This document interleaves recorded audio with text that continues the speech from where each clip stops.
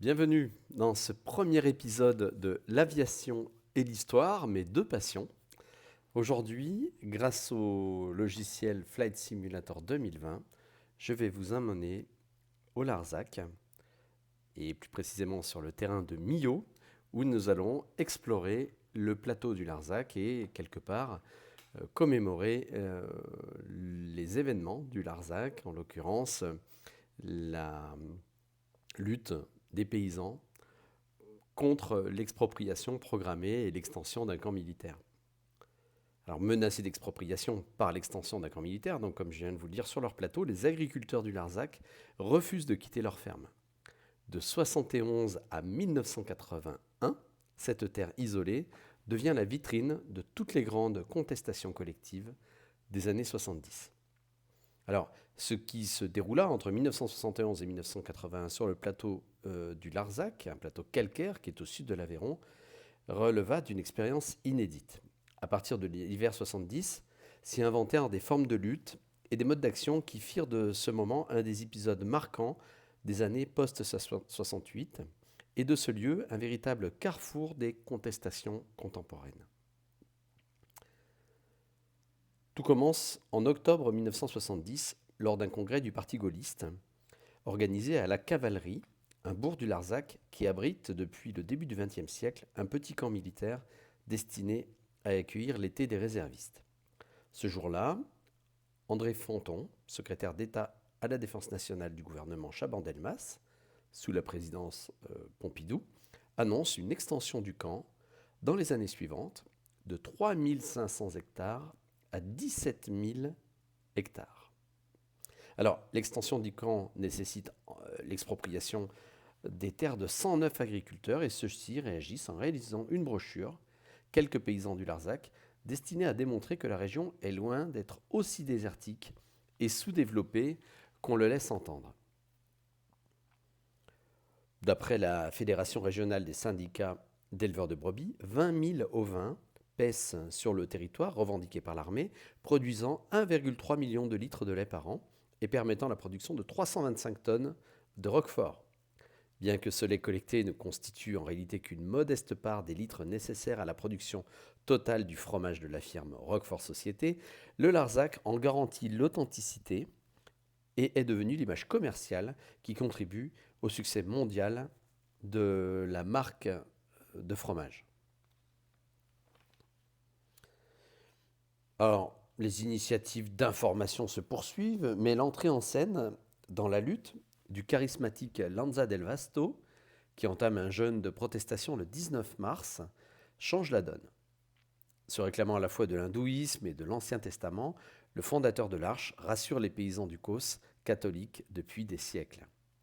Galvanisés par cette rencontre, 103 exploitants du Larzac signent le 28 mars un serment où ils affirment leur opposition au projet et, sûrs de leur bon droit, prennent solidairement l'engagement de repousser toute initiative de séduction ou d'intimidation et de toute offre d'achat de leurs terres de la part de l'armée française. Signés par les plus jeunes comme les plus âgés, les Aveyronnais comme les nouveaux, les petits comme les gros exploitants, ce serment affirme un premier nous collectif. Le 14 juillet, une suggestion de Guy Tarlier propose que 90 tracteurs, armés de pancartes fabriquées par leurs familles paysannes, quittent en convoi le Larzac, sous un chaud soleil, vers la préfecture de Rodez. 15 000 personnes les accueillent sous des applaudissements. Et si l'usage des tracteurs n'est pas une nouveauté pour manifester en milieu agricole, à Rodez, cet événement sonne comme une menace, d'autant que la manifestation se clôt par un meeting où point l'idée d'aller jusqu'à Paris. Le soir même, sur les pentes du Larzac, des paysans ont dessiné au charbon de bois et au mazout d'immenses lettres de feu composant le slogan SOS Larzac. En janvier 1973, les militants engagent la lutte sur la voie de la désobéissance civile.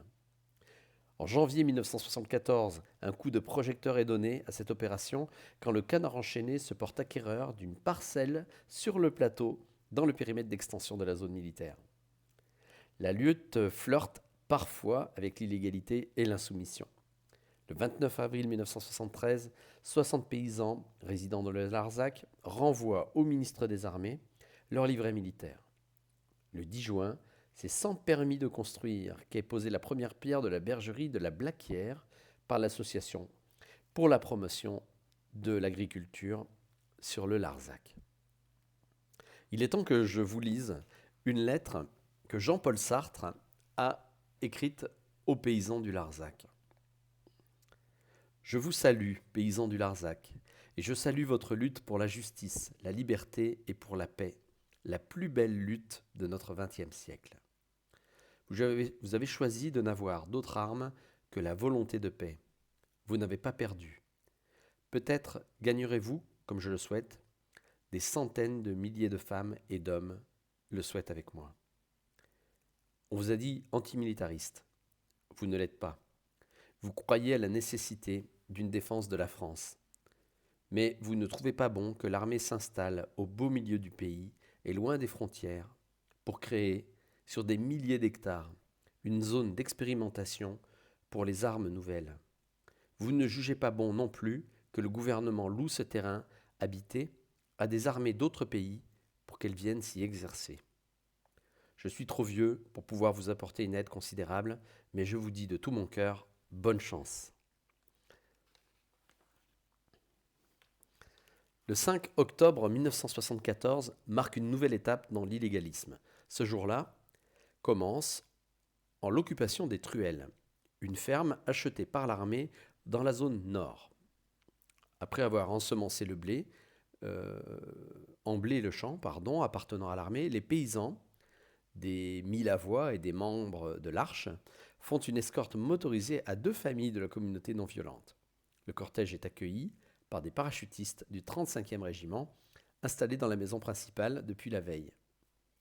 Les photographes de la presse locale saisissent ce pittoresque moment où des grappes d'enfants rieurs côtoient des parades des armées. Dans les années suivantes, les paysans ne cèdent pas et renouent avec les modes d'action qui avaient fait leur popularité le 8 novembre 1978. Des militants entament un long périple à pied de la bergerie de la Blaquière vers Paris en 25 étapes. À leur arrivée à la capitale, le 3 décembre, une manifestation réunit plus de 50 000 participants. Les agriculteurs parviennent à s'entretenir avec le directeur du cabinet du ministre de la Défense, Yvon Bourges. La cause du Larzac reste vivante. Le sort du Larzac bascule enfin le soir de l'élection présidentielle le 10 mai 1981. Dans les fermes, on espère que la victoire du visiteur de 1974, François Mitterrand, va imposer l'abandon du projet, ce qu'il a promis, bien que ce point ne fasse pas formellement partie des 110 propositions du candidat. Lors du Conseil des ministres du 3 juin 1981, l'extension est enfin stoppée. Le Larzac demeure inventif et résistant. Ce n'est pas un hasard si l'action la plus spectaculaire contre la marchandisation du monde et la malbouffe a lieu au pied du Causse le 12 août 1999 avec le démontage du McDonald's de Millau par quelques paysans du Larzac, dont José Bové. Il n'est pas anodin non plus qu'à l'été 2003, 250 000 personnes rejoignent le plateau pour participer à un immense forum altermondialiste. Inventif et résistant demeure le Larzac.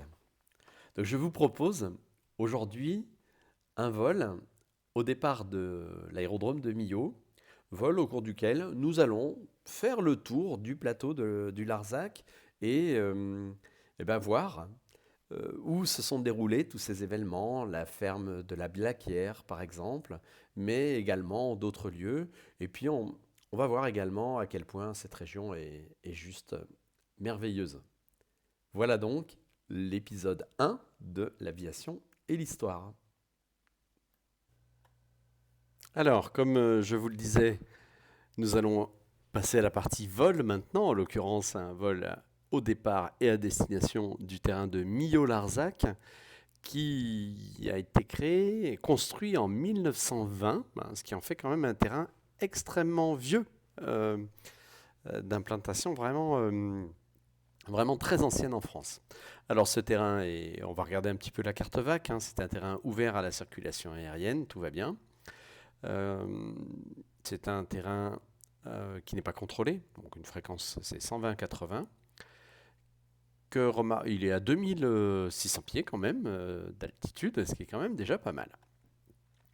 Il est ici, au sud du village de la Cavalerie, dont on a parlé tout à l'heure, et qui abrite aujourd'hui le siège de la 13e division blindée légère, qui est donc implantée à la Cavalerie et qui a l'occasion, avec d'autres unités évidemment de l'armée française, de s'entraîner au camp du Larzac, pour lequel vous voyez l'extension ici, qui ne correspond pas au projet d'extension qui, lui, envisageait de prendre la totalité du plateau et toute la partie sud ici, et probablement également le terrain d'aviation, qui aujourd'hui est un terrain complètement civil.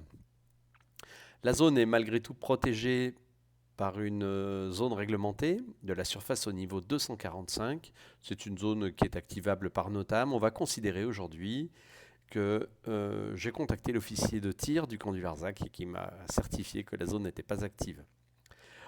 On voit également un secteur qui est partagé entre les militaires et les civils. Donc toutes les zones rouges ici sont des zones militaires de vol basse altitude. Puis ici on a des secteurs de planeurs ultra légers, ici, et puis de l'aéromodalisme un petit peu partout. Donc voilà, c'est une zone qui sait également se faire plaisir.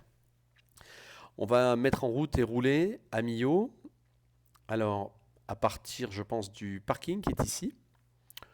Et puis, on voit qu'il n'y a qu'un seul chemin de roulement qui nous amène sur la piste. Alors, soit on décolle en 32, ça dépend du vent, on décollera direct. Enfin, je vais quand même remonter un peu la piste, elle n'est pas très longue.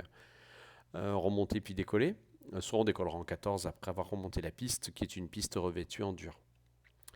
Je ne reviens pas sur les conditions d'utilisation du terrain, si ce n'est ça. Quelques dangers à la circulation aérienne, du vent potentiellement, et puis des remontées de stratus depuis les vallées qui sont ici, la vallée du Cernon par exemple, et puis probablement également la vallée du Tarn. Pour notre vol, donc, à l'issue du décollage, je vous propose un tour du plateau du Larzac. On va aller du côté du viaduc, qui dans le logiciel n'est pas très bien représenté pour le moment. On va voir la ville de Millau. Et puis on va entourer très tranquillement la totalité du plateau. On verra, je pense, les limites du camp. On va survoler la cavalerie. On verra également où est implantée la 13e division blindée légère. Et puis à l'issue de ce vol très court, on fera une intégration pour se reposer sur le terrain de Millau, tout simplement. Alors, j'ai déjà configuré le logiciel Flight Sim 2020. Nous allons le faire le vol en DA40. Je vais quand même le configurer pour qu'on soit un poste de stationnement. Tiens, pourquoi pas, réservoir de carburant. Allez, c'est parti pour notre premier vol du premier épisode, l'aviation et l'histoire.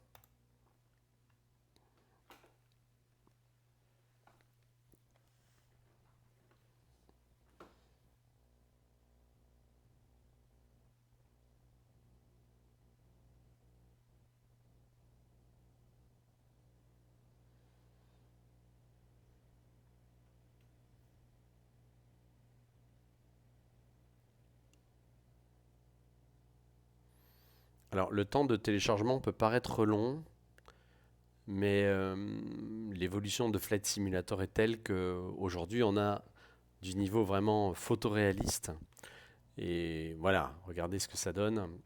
Donc là, on voit très bien notre terrain. Ah, c'est un petit peu brouillardeux aujourd'hui. Je ne sais pas si je vais faire le vol. Je l'ai mis en météo réaliste, évidemment. Bon, on est au poste de carburant. Il va falloir que je fasse un pushback, là, vu comme il est positionné. On va voir ça. Allez, c'est parti.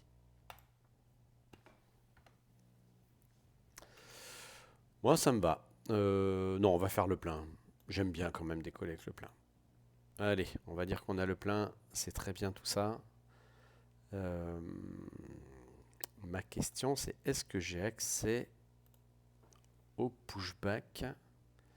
Parce que ça m'arrangerait bien de le déplacer un petit peu, cet avion. On va voir ça tout de suite.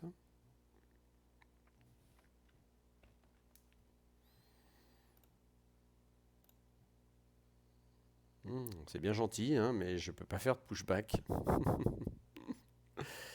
Donc tant pis, hein, on va mettre en route, rouler et passer au travers de cette station carburant. C'est bien dommage. Mais bon, allez, c'est comme ça. Euh, c'est pas mal déjà, hein, ce qu'on a comme simulateur, je trouve, maintenant. Alors, la mise en route du WT9 NG est extrêmement simple. Je pense que j'ai rien oublié.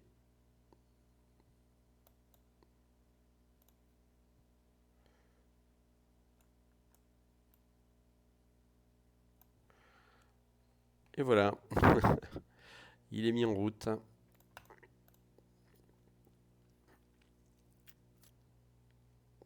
C'est très très bien tout ça. Bon, allez, on va même mettre un peu d'éclairage. Ah, c'est vraiment embêtant de l'avoir mis comme ça dans la station d'essence, mais c'est pas grave. Allez, je vais le rouler, le déplacer tout de suite, en essayant de virer vraiment au plus serré. Voilà, vous voyez, on passe à travers. C'est vraiment pas le truc qu'il faut faire dans la réalité. Ouais, j'ai quelques micros, vraiment des micro strati. Ah, d'accord, il m'a mis à la station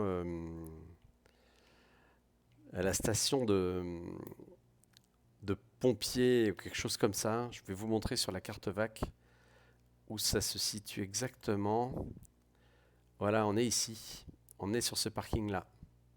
On va appeler le parking nord en gros. Ouais, bah pourquoi pas, hein. Ok. Euh, bah, tout est bon, les paramètres moteurs, c'est parfait. Tout ça, c'est même chaud d'emblée, ce qui est quand même avantageux sur le simulateur. On va pouvoir y aller tranquillement. Bon, c'est pas ce petit nuage qui va m'embêter plus que ça. Ouais, c'est un peu stratuseux à droite à gauche, mais bon, c'est pas bien méchant. J'ai un système extraordinaire, alors qui est quand même assez peu réaliste, parce que normalement, il fonctionne uniquement quand l'avion vole, mais là j'ai quand même le vent, vous voyez, un vent de 2 nœuds du nord. C'est vraiment très léger. On va quand même décoller en 32, puisque je remarque que les stratus sont plutôt au sud. Allez, c'est parti. Je vais donc remonter la piste pour décoller, piste 32, ici à Millau.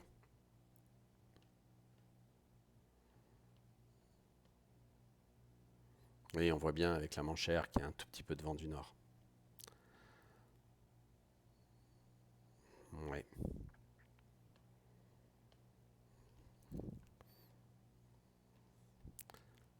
Ça reste, à mon sens, du temps VFR.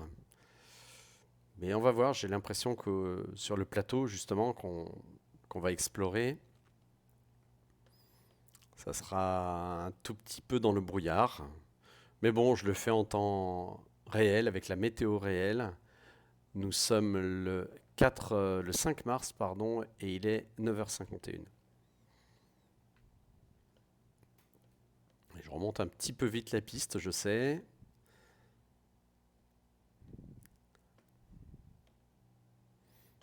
Tout ça, c'est du brouillard qui va se dissiper, je pense, très très vite. Là, c'est l'endroit où je pensais être mis par le simulateur. On va remonter jusqu'au bout. Je fais vraiment une remontée de piste totale. Ce que je vous préconise d'ailleurs sur ce terrain en réel, parce qu'on est quand même, vous voyez, à 2600 pieds. C'est vraiment assez haut, quoi, hein. C'est plus haut que Gap Talar, pour vous donner un ordre d'idée.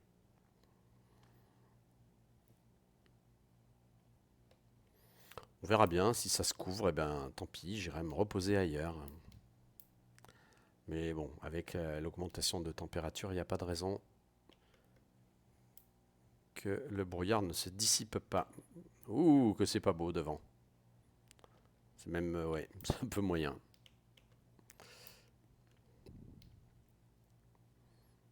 C'est vraiment pas très joli. On voit quand même à l'autre bout, hein. Allez, pour moi, c'est jouable, hein. C'est parti.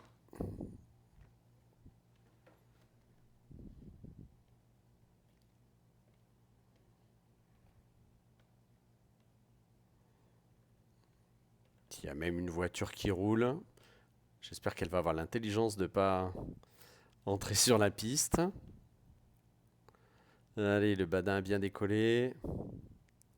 Et si, elle va même rentrer sur la piste, elle va pas s'embêter. Regardez comme c'est beau. Ça, c'est du Flight Simulator. Un peu rock'n'roll, mais bon. Allez, on leur pardonne. Et le décollage. Dans une petite brumasse, c'est pas du brouillard, hein. Vraiment, là, c'est rien du tout. Par contre, comme je vous l'avais dit, bah, le plateau est dans le brouillard, ce qui est bien dommage.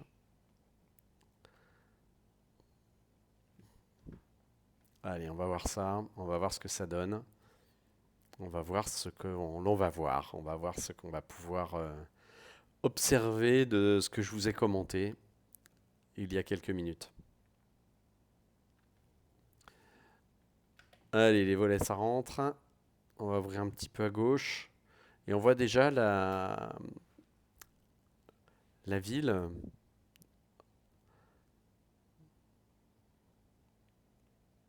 Où est stationnée la 13e division blindée. Légère. Dont j'ai oublié le nom, encore une fois. C'est quand même incroyable ça, d'avoir aussi peu de mémoire. La cavalerie, eh oui, c'est évident, c'est la ville de la cavalerie. Oui, on le voit, notre plateau, c'est pas trop mal.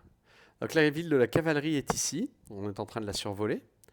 Je vais en faire un petit tour, on va s'écarter un peu pour que vous voyez un peu mieux les choses.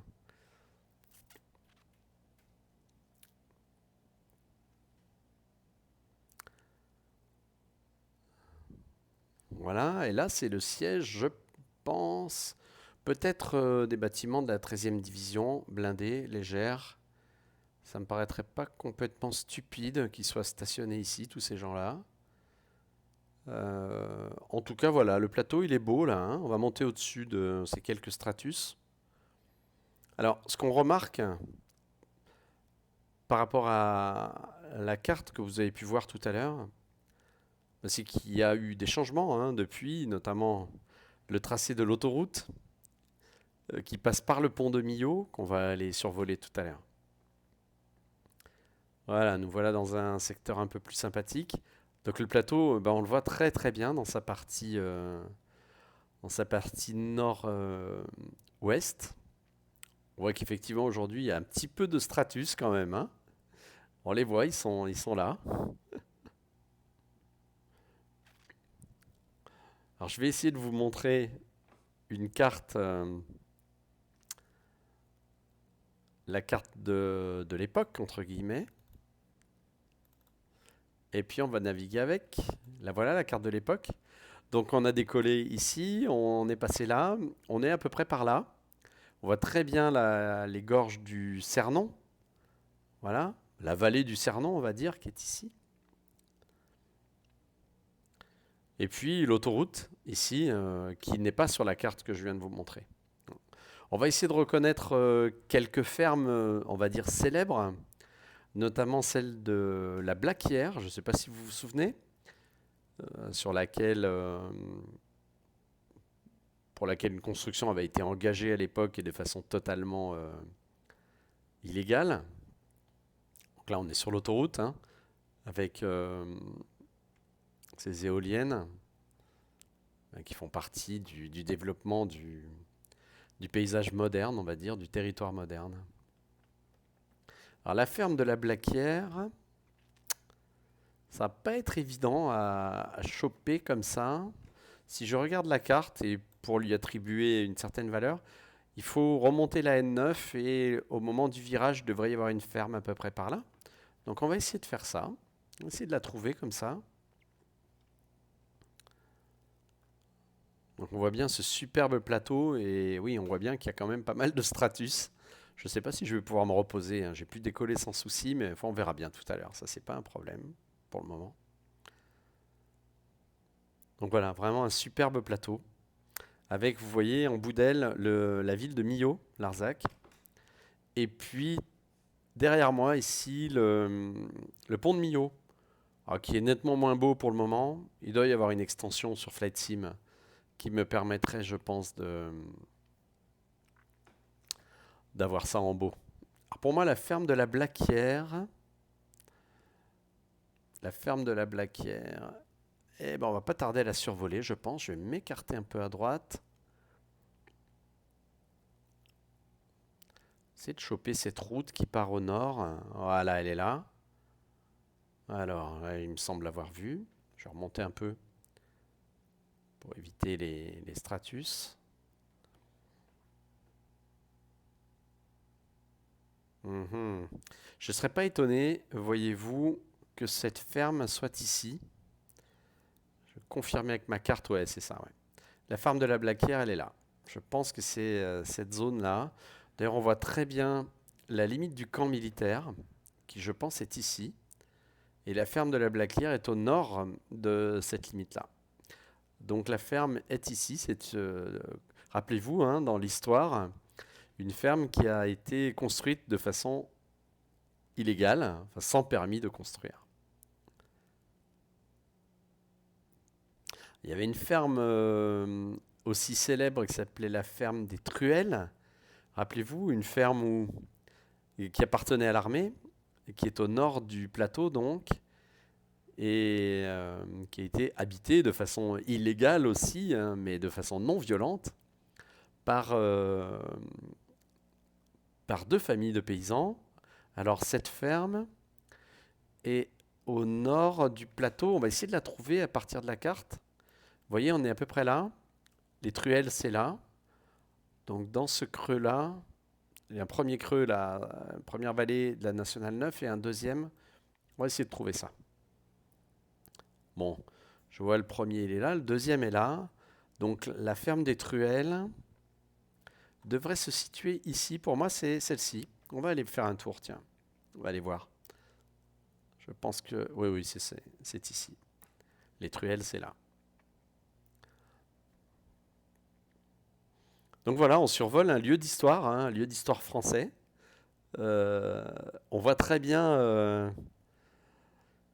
ce plateau, hein. C'est vraiment un plateau très caractéristique. On voit superbement la ville de Millau. On va aller la survoler, tiens, parce que c'est une ville très jolie. Voilà, alors pour moi,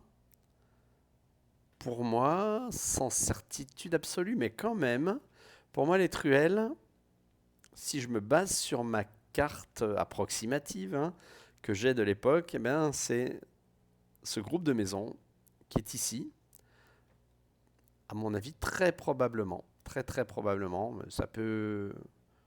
Non, c'est ça, ouais, ouais, j'en suis sûr. Les Truelles, c'est ici. Donc là, aujourd'hui, il y a plus qu'une ferme, hein, on voit que c'est quand même bien habité. Je vous propose d'aller faire le tour de la ville de Millau. On voit qu'elle est bien développée également. Et puis ça nous permettra d'avoir une vue encore plus large du camp du Larzac, enfin du plateau du Larzac. J'ai dit le camp, vous voyez, hein. C'est une déformation.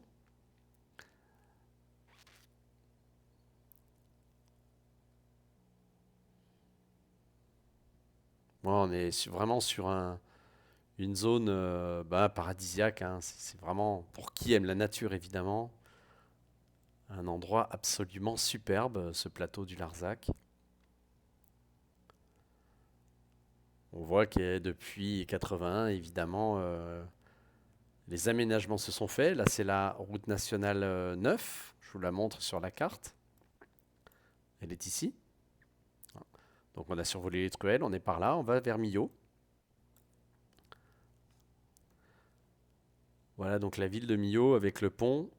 Ce superbe pont. euh, Ce viaduc. C'est même pas un pont à ce niveau-là, hein. Le viaduc de Millau.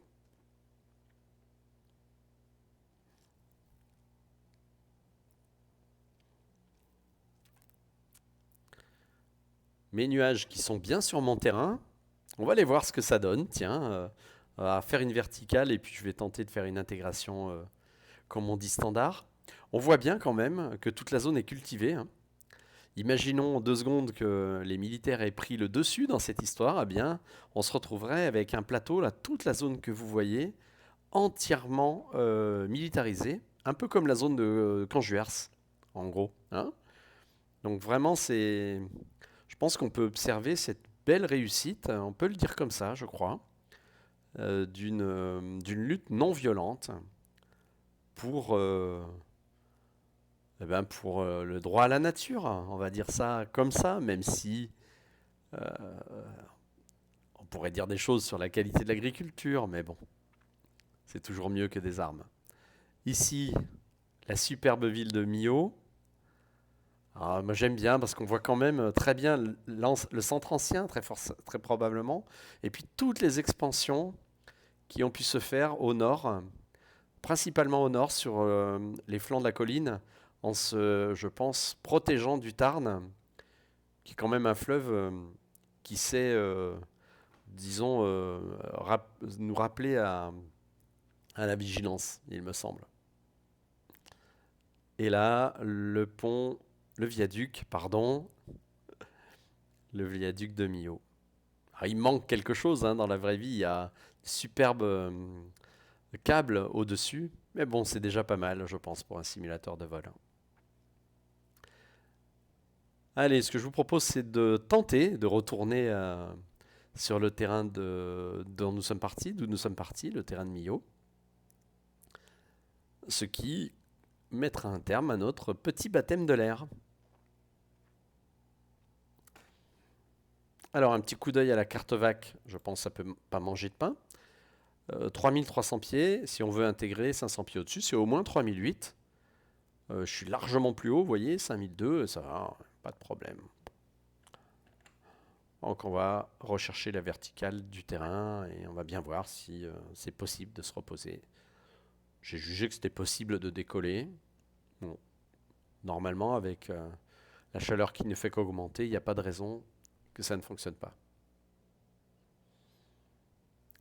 Vraiment, c'est une région absolument superbe. Euh, la nature y a encore tous ses droits.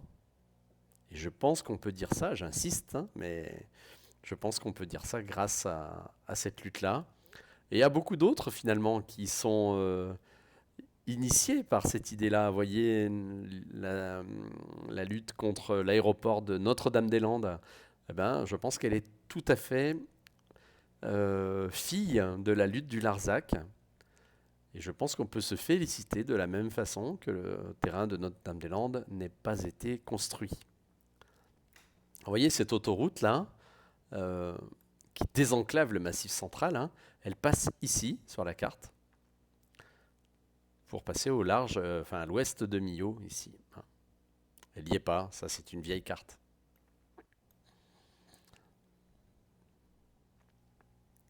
Allez, on va chercher la verticale de l'aérodrome de Millau et on va voir si on peut se réintégrer. Sinon, sinon on va aller ailleurs. Mais bon, ça m'embêterait quand même de partir de Millau et pas pouvoir m'y reposer. C'est vraiment fait exprès, hein, vous voyez, les Stratus, ils sont sur le plateau, hein. De toute façon, c'était prévu sur la carte VAC, hein, c'est écrit, hein.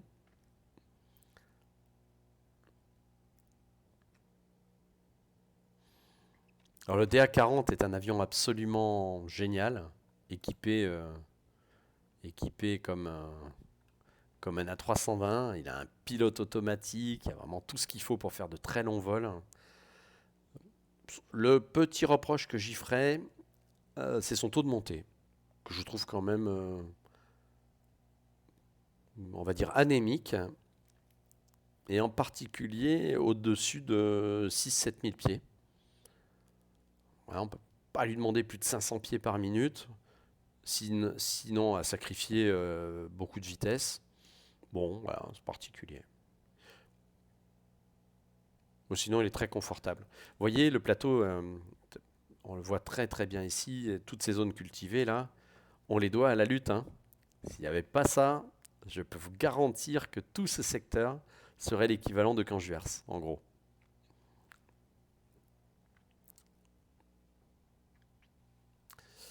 Alors, l'aérodrome, il est au sud de la cavalerie. Voilà, je vois la piste. C'est pas top, hein? C'est pas top, c'est pas top comme météo. C'est pas top du tout. Ah, ça reste jouable. Mais bon, franchement, c'est pas top. Je suis en vente arrière du bon côté, beaucoup trop haut par rapport à ce qui est prévu. Mais je vais rester comme ça initialement. Dans la vraie vie, je m'annoncerai comme tel, hein. J'ai pas envie de trop me rapprocher de tous ces nuages-là. Je pense que je vais pouvoir faire une finale me permettant de slalomer entre, on va dire, ces deux gros stratus, hein, celui-ci et celui-ci. Celui-là, je virerai avant. On dirait que j'ai un espace conçu pour moi, pour me poser tranquillement. Allez, on va le faire. Dans la vraie vie, je reconnais que ce serait un tout petit peu moyen quand même. Mais bon, vous voyez, je ne perds pas de vue la piste. Ce sont des brouillards vraiment en voie de dissipation.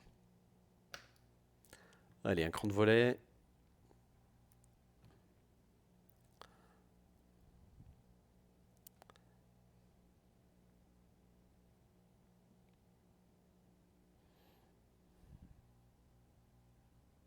Je me rends compte que j'ai laissé la pompe sur on depuis la mise en route. Mais ça, c'est du Gilles tout craché, hein.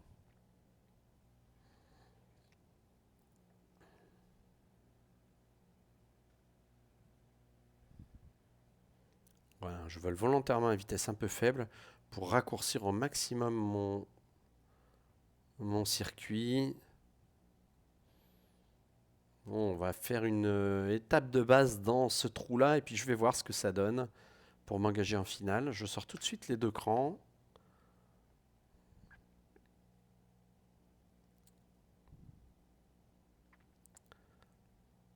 Bon, le soleil est derrière moi, c'est quand même un bel avantage. Je vois toujours la piste, je la vois bien.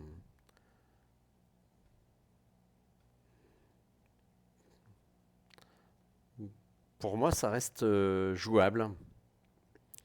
Je conçois que ce soit un tout petit peu limite. Allez, c'est bien parce qu'on est au simulateur, hein, que j'accepte d'entrer dans ces nuages, dans cette brumasse un peu forte malgré tout, mais bon, ça reste léger, hein. Allez, donc voilà en finale piste 32.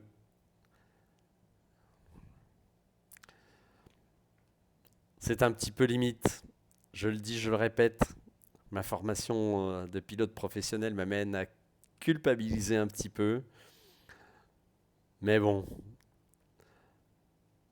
en réalité, dans la vie réelle, je vous suggérerais de ne pas faire ce que je viens de faire.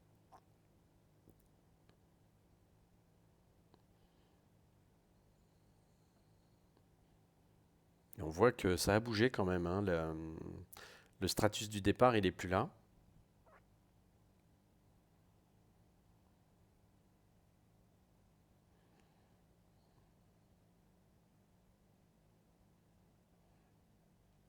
Et nous voilà posés. Un petit wheeling. On pose la roue principale et on peut freiner.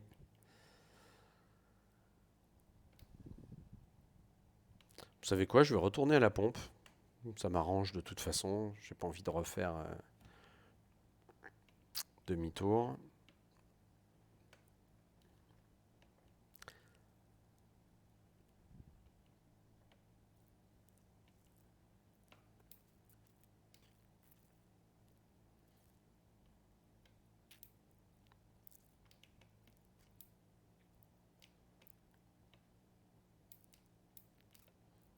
Eh ben voyons. On va voir, tiens, comment il va réagir, le camion.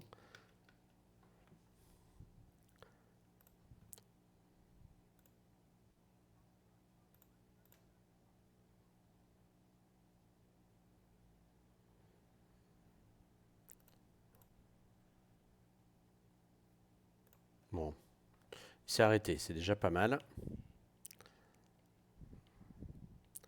Faut que je prenne l'habitude de faire les annonces radio virtuelles, entre guillemets. Voilà, il se dégage pour nous, c'est quand même très sympathique tout ça. Alors où je vais pouvoir me garer sans lui rentrer dedans? Monsieur le camion, vous êtes très sympa. Allez, j'ai envie de partir plutôt à droite, à gauche, pardon.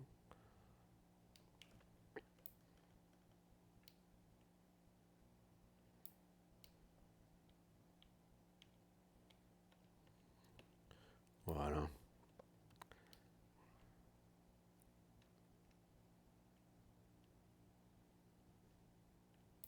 Allez, on va se mettre comme ça.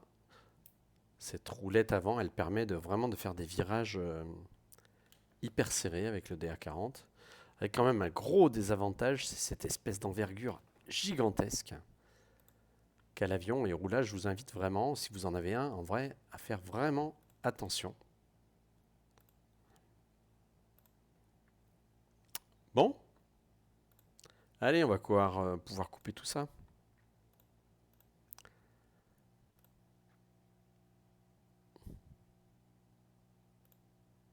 Voilà donc ce vol qui se termine de 18 minutes entre Millau et Millau, aller-retour. Voilà, j'espère que cela vous a plu.